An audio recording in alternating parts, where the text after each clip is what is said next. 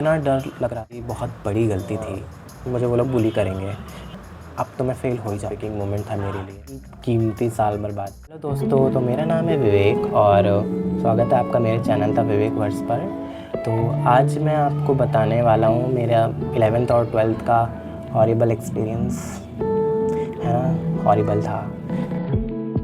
कैसे था वो मैं आपको इस वीडियो में बताने वाला हूँ। तो इस वीडियो में मैं आपको सिर्फ 11th के बारे में बताऊँगा और 12th के लिए पार्ट 2 आएगा। दोनों एक साथ बताऊँगा तो वीडियो बहुत लंबा हो जाएगा, इसलिए वो दूसरे वीडियो में बताऊँगा। तो इसमें मेरा सिर्फ 11th का होने वाला है और चलिए शुरू करते हैं। 11th, जहाँ मैंने पढ़ाई कम और एक्सक्यूज़ेस ज़्यादा बनाए और सच बताऊँ तो मैंने अपनी 11th बर्बाद नहीं की। मैंने अपनी लाइफ का एक बहुत ही कीमती साल बर्बाद किया है, जिसमें मुझे सबसे ज़्यादा मेहनत करनी चाहिए थी, उसमें मैंने मेहनत की ही नहीं। क्लास 10th के बाद मुझे लगता था कि यार मैं तो टॉपर मटेरियल हूँ, है ना। मेरी 10th में तो इतने अच्छे मार्क्स आए हैं, भले ही 80% आए हों, लेकिन कॉन्फिडेंस इतना हाई कि बस पढ़ाई ही नहीं की। 10th के मार्क्स देख के तो ऐसा लगा कि अब बस 11th में साइंस लेनी है, डॉक्टर बन जाऊँगा ईजी, है ना। लेकिन फिर 11th ने मुझे बताया कि असली दर्द क्या होता है। मैं एक चैप्टर स्किप किया, फिर 2 स्किप किए, फिर पूरा सिलेबस ही स्किप हो गया। सिलेबस का बैकलॉग इतना बन गया था कि वो EMI बन गया था। EMI ख़त्म होने में ही नहीं आ रहा था। ठीक है, ऐसा था कि कल से पक्का शुरू करूँगा, लेकिन मेरा वो कल कभी आया ही नहीं। टाइम टेबल बनाता था रोज़ एक रात पहले, बहुत एस्थेटिक सा टाइम टेबल की फॉलो करने का मन करे, है ना। बहुत एकदम सोच समझ के टाइम टेबल बनाता था, लेकिन अगले दिन क्या होता था, ज़ीरो एग्जीक्यूशन। अगले दिन मैं पढ़ने पे बैठता था, ठीक है, लेकिन 10 मिनट होते ही जब मुझे लेक्चर बोरिंग लगने लग जाता था और फिर मैं सोचता था कि यार 5 मिनट के लिए बस फ़ोन देख लेते हैं, है ना, बस 5 मिनट के लिए, ताकि फिर से थोड़ा सा मन हरा हो जाए और फिर से कर लेंगे कंटिन्यू। लेकिन वो 5 मिनट कब 2 घंटे में बदल जाते थे, मुझे पता ही नहीं चलता था। और फिर मुझे रियलाइज़ होता था कि आज का दिन वेस्ट हो गया है, तो अब से क्या ही पढ़ना, कल से पढ़ेंगे। सबसे फ़नी बात पता है क्या है, कि मुझे पता था कि मैं अपना खुद का ही फ्यूचर बर्बाद कर रहा हूँ और मुझे ऐसा नहीं करना चाहिए। एक नीट एस्पिरेंट को एक दिन भी वेस्ट नहीं करना चाहिए। अगर फर्स्ट अटैम्प्ट में क्रैक करने का सपना रखते हो तो ऑब्वियसली फर्स्ट अटैम्प्ट में सभी को क्रैक करना होता है ना। सबके अंदर मोटिवेशन होता है और आजकल तो कंपटीशन भी इतना है। बट मैं फिर भी प्रोक्रेस्टिनेशन करता रहा, लेज़ीनेस दिखाता रहा और अपना टाइम वेस्ट करता रहा। एक्चुअल में मैं अपनी पढ़ाई से नहीं भाग रहा था, मैं एक बहुत ही इंपॉर्टेंट रिस्पॉन्सिबिलिटी से भाग रहा था, नीट, है ना, जो कि क्रैक किए बिना तो मैं कॉलेज नहीं पा सकता, डॉक्टर नहीं बन सकता, है ना। तो मैं अपनी बहुत ही ज़रूरी रिस्पॉन्सिबिलिटी से भाग रहा था, जो कि बहुत ही गलत था। फिर जब एग्ज़ाम्स पास आए तब मुझे रियलिटी चेक मिला। जब मैंने पहली बार अपने 11 के मिड टर्म एग्ज़ाम्स जो होते हैं उसके मार्क्स देखे, मैं फ़िज़िक्स केमिस्ट्री में लिटरली फ़ेल था। मेरे 15-16 ऐसे मार्क्स थे उसमें और बाकी सब्जेक्ट्स में भी कुछ खास मार्क्स नहीं थे, ठीक है। और मेरे 30 से ऊपर किसी सब्जेक्ट में मार्क्स थे ही नहीं। और फिर मेरे एनुअल एग्ज़ाम्स पे, एनुअल एग्ज़ाम्स में भी मेरे जस्ट पासिंग मार्क्स थे बाकी सब्जेक्ट में। रही बात फ़िज़िक्स केमिस्ट्री में, उसमें मुझे इतना डर लग रहा था फ़ेल होने का कि मैं तो सोच के ही बैठ गया था कि यार अब तो मैं फ़ेल हो ही जाऊँगा, क्योंकि मेरे एग्ज़ाम्स बहुत गंदे गए थे और मुझे इतना डर था, मुझे फोमो फ़ील होने लगा कि यार अब मैं फ़ेल हो जाऊँगा और मेरे जो दोस्त हैं वो मुझसे आगे चले जाएंगे और मैं उसी क्लास में रह जाऊँगा और मुझे वो लोग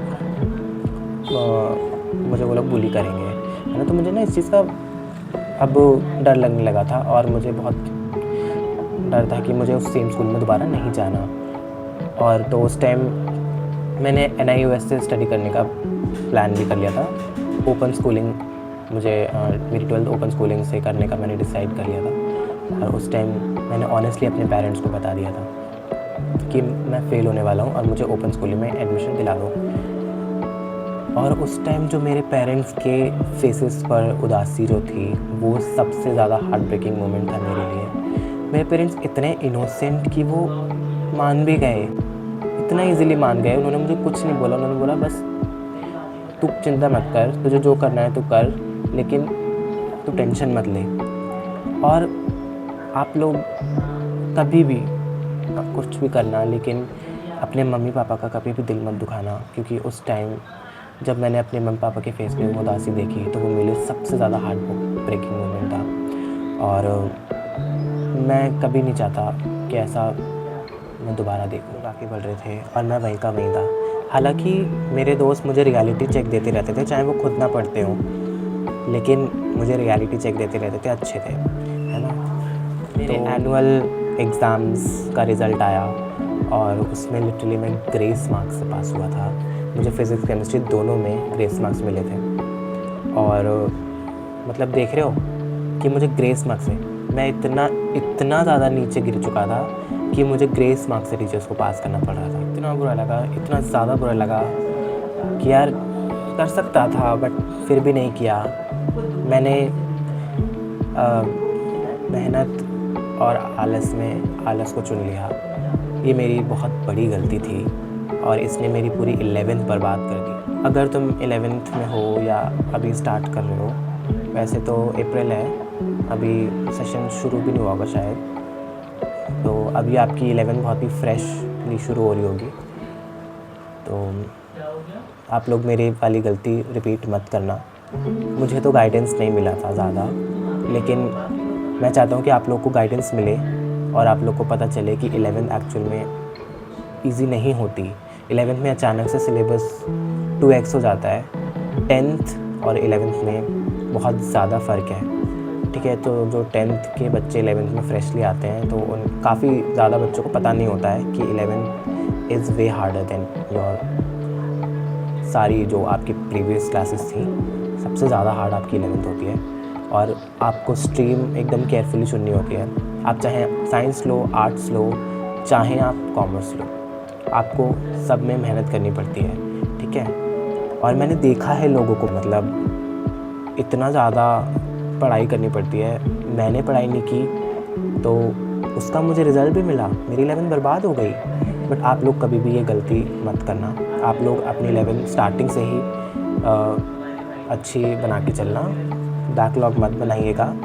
अभी आप लोग का फ्रेश स्टार्ट है, तो आप लोग के अंदर मोटिवेशन भर के अभी जोश भरा हुआ होगा, तो आप उसी जोश के साथ अपनी 11th को जारी रखिए। छोटा हो, 1-2 लेक्चर्स, कभी कभी अर्जेंटली हमें कोई काम हो, है ना, तब बैकलॉग बन जाता है। अदरवाइज़ अपनी तरफ से कभी बैकलॉग मत बनाना, और बैकलॉग छोटा हो तब उसको कवर कर लेना, वरना बैकलॉग आपको फिनिश कर देगा। So this was it for this video, और ये थी मेरी 11th की स्टोरी। मैं अपनी 12th की स्टोरी भी बताऊंगा, और वो पार्ट 2, उसके लिए पार्ट 2 आएगा। तो